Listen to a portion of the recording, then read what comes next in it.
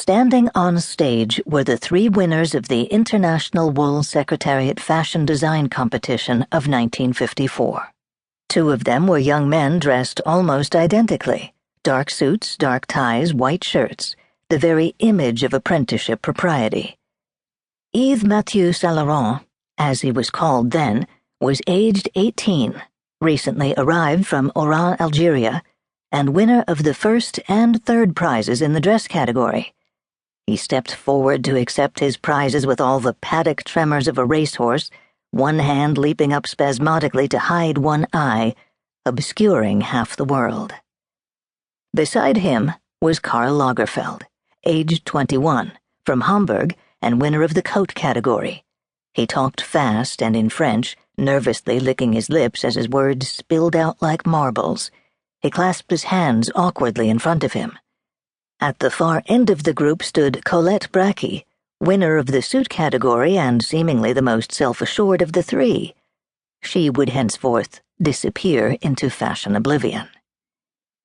These three represented the best of young Paris fashion talent, poised to enter the rarefied world of haute couture.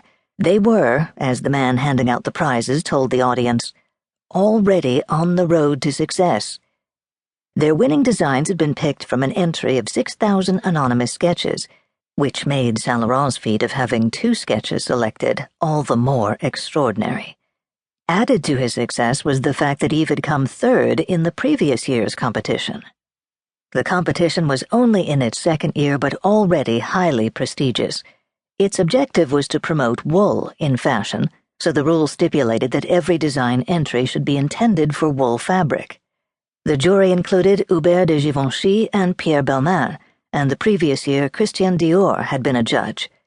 There was substantial prize money, but more importantly, each first prize winner had their sketch made up into an outfit by one of the Paris haute couture houses.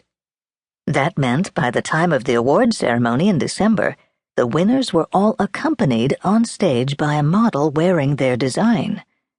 Karl's coat was made of daffodil yellow wool and followed straight lines. It finished primly on the calf and, as if to compensate, was cut low across the collarbone and then dipped into a V at the back. It was an appropriate coat for a blue-chip wife to wear to lunch. Yves Saint Laurent's cocktail dress was pert and enticing, a black sheath that wrapped around one shoulder, exposing the other to a passing caress. A black veil fluttered across the model's face, suggesting the seductive whimsy expected of a Parisienne.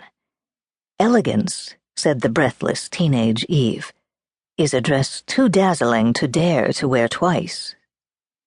Yves Saint Laurent and Karl Lagerfeld stepped onto the Paris fashion stage together as equals.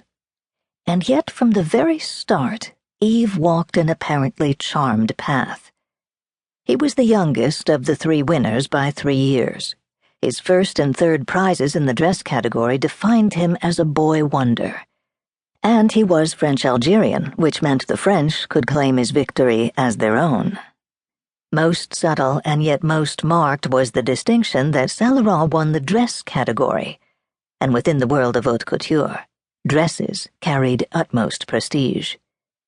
They would become rivals, but first they were friends, which was hardly surprising, for Yves and Karl had much in common.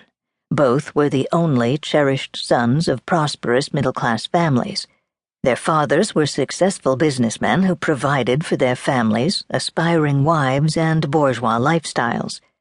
Both fathers conducted an entirely courteous and caring, if distant, relationship with their sons, which was perhaps characteristic of their generation. Both boys were homosexual and aware of their sexual orientation from an early age. They loved to sketch, and in particular, they loved to sketch dresses.